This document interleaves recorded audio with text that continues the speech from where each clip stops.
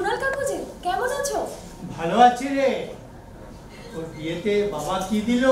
বাবা বাবা এই হীরের নেকলেসটা দিয়েছে। বাহ, দারুণ দারুণ। বাবা কোথায় রে? বাবা এই আশেপাশে আছে গো। আচ্ছা শোনো না, আমি এখন চললাম, আমার এখনো মেহেন্দি পরা হয়নি। হ্যাঁ মা গো, আরে মিঠু কাকা যে।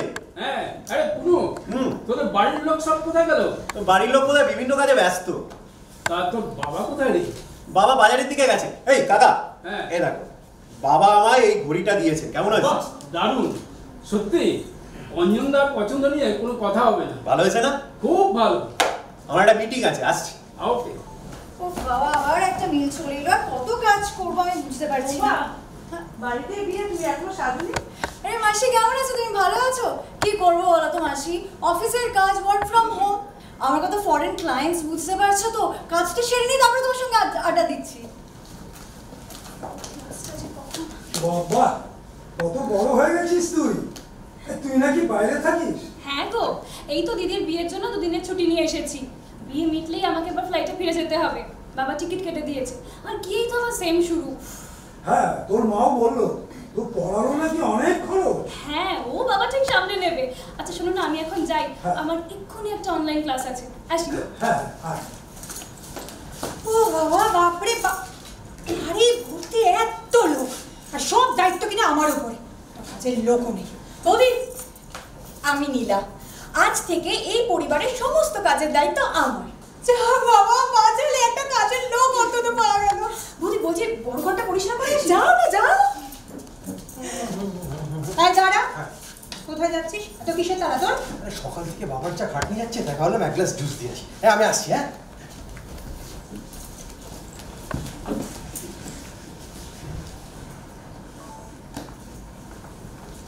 বৌদি, এসে গেছি।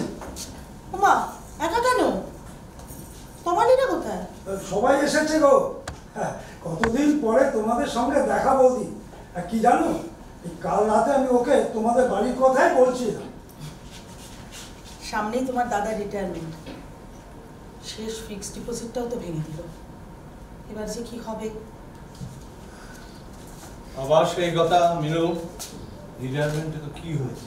হ্যাঁ, আমার ছেলেমেয়েরা আছে না, কত কষ্ট করে ওদের বড় করেছি। রিটায়ারমেন্টের পর বাবা মা কি বোঝা হয়ে যায় সন্তানদের কাছে? হ্যাঁ, আর ওরাই তো আমার ফিক্সড ডিপোজিট। আর আমাদের কথা তো কেউ বললোই না।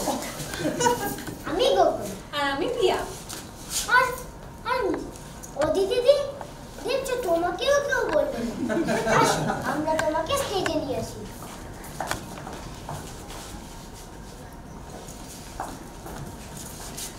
নমস্কার, আমি অদিতি, আর এই যে আমাদের বসু পরিবার। আচ্ছা, একটা কথা বলি, সেটা হচ্ছে যে এই সবাইকে আপনারা দেখলেন, মনে হলো না কোথাও সবাই আমাদেরই পরিবারের অংশ?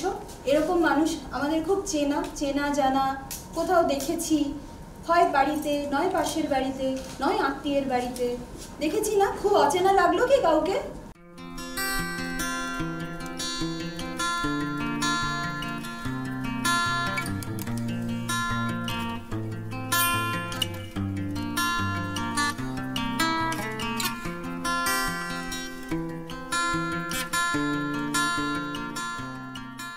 সেই অরুণ আজকে একটা বিখ্যাত নাম, বাংলায় সবাই ওকে চেনে।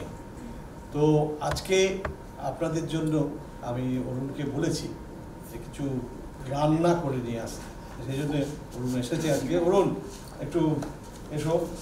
দাদা, জয় মা তারা। দাদা,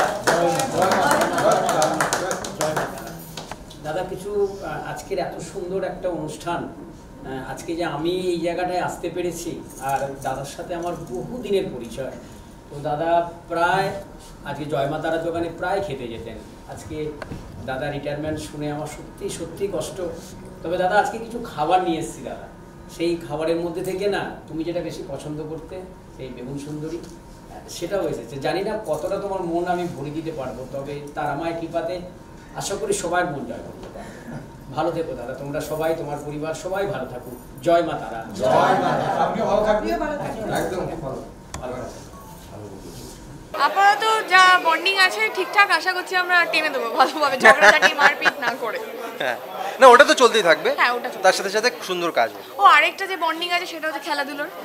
হ্যাঁ, এই রুমের মধ্যে একটা ব্যাট আর বল রেখেছে বাই দ্য ওয়ে, সেটা যখন আমাদের সিন থাকে না খেলতে শুরু করে। এতটা বলার দরকার ছিল না। হ্যাঁ, আচ্ছা আচ্ছা, সরি। প্রেম তো হবে আশা করছি দীপু আর নীলার, কিন্তু কিভাবে হবে, কোন পরিস্থিতিতে হবে, আর সেইগুলো কিন্তু গল্প আস্তে আস্তে আপনাদের কাছে রিভিল। এটাই হচ্ছে আসল কথা, যে আমরা যখন মানুষদের সাথে থাকি কোথাও গিয়ে আমরা সেই মানুষগুলোকে আস্তে না আস্তে ভালো লেগে যায়, ভালোবেসে পড়ি, বা সেই মানুষগুলোর প্রতি কেয়ার আসতে থাকে আমাদের মেন যে জিনিসটা। তো সেখান থেকে দাঁড়িয়ে, এরকম কপি করবি না, সেখান থেকে দাঁড়িয়ে আমার মনে হয় নীলার কোথাও গিয়ে হয়তো এই যে মানুষটা, যে মানুষটাকে দেখতে পাচ্ছি ভালো মানুষ, সবসময় চেষ্টা করে নিজের পরিবারের ভালো করার, পরিবারকে আগলে রাখার, যখন এই মানুষটা বিপদে পড়বে না, তখন আমার মনে হবে যে না, আমি এই মানুষটাকে যদি ক্ষমতা থাকে আমি সাহায্য করতে পারি। তুই বল। সব বলে দিচ্ছে ভাই, এই সব আমি তো চোথা করে আনতে হবে। যাই হোক, না দেখুন, আমার বিষয়টা এটা হচ্ছে একদম ঠিক কথা বলেছে। আর আমার ক্যারেক্টার যেটা আমি সেটাই প্লে করছি। দেখুন, এখন আমার ক্যারেক্টারের মধ্যে কি, নীলাকে আমি চিনি, ও বাড়িতে আসে, আর নীলাকে আমি পছন্দ করি কারণ কি নীলার অনেক বেশি বুদ্ধিমতো, মানে she has that quick instinct, যে কখন কি কাজ করে নিতে হবে ফট করে, তো সেটা করতে জানে। দ্যাটস দ্য রিজন আমার নীলা জুগাড়ু। হ্যাঁ, নীলা হচ্ছে আমাদের জোগাড়ু, ঠিক আছে, জোগাড়ু নীলা। যাই হোক, তো জোগাড়ু নীলা খুব ভালো করে জোগাড় করে।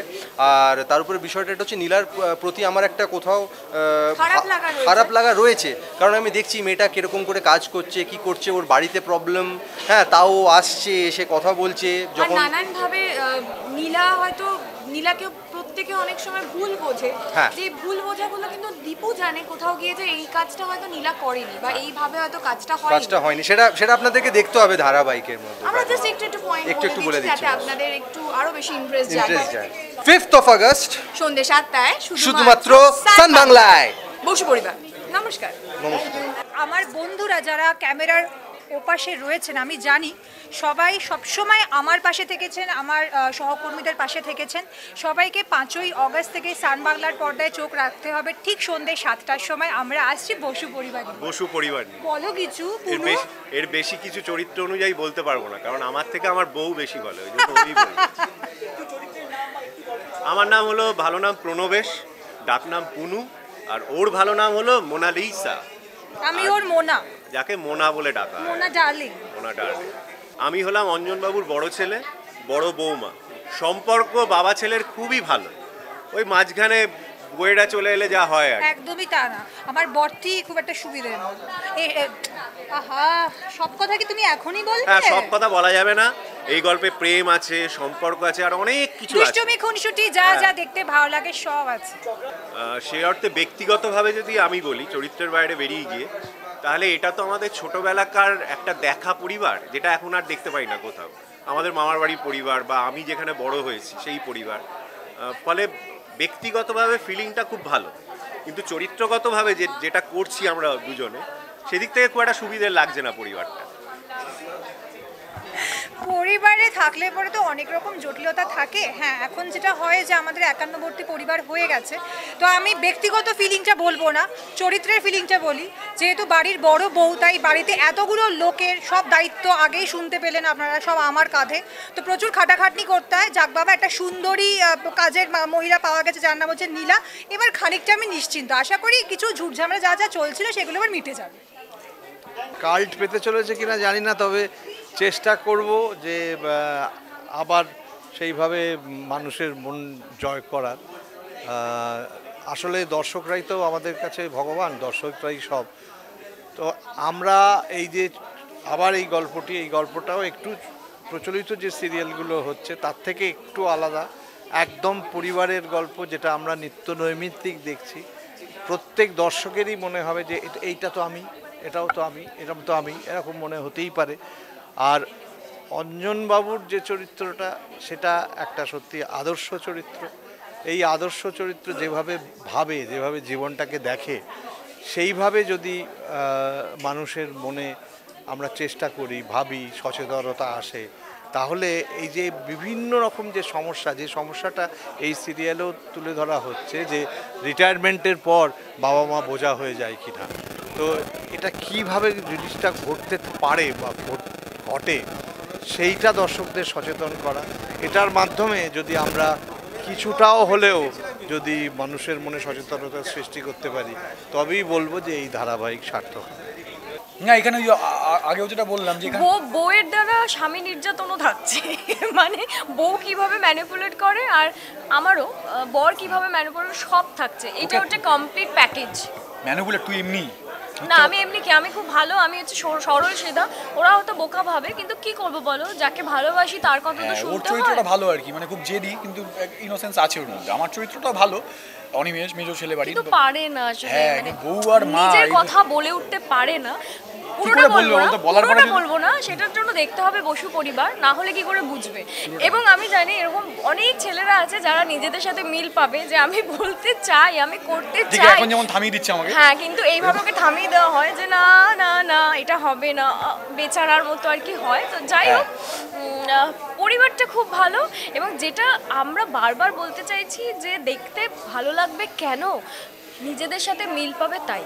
99% বাড়িতে এই ধরনের চরিত্রদের তোমরা খুঁজে পাবেই, এটা আমরা বলতেই পারি। তো সেই কারণেই তোমাদের দেখতে ভালো লাগবে, কারণ নিজেদের সাথে রিলেট হলে দেখতে ভালো লাগে। বাকিটা বল।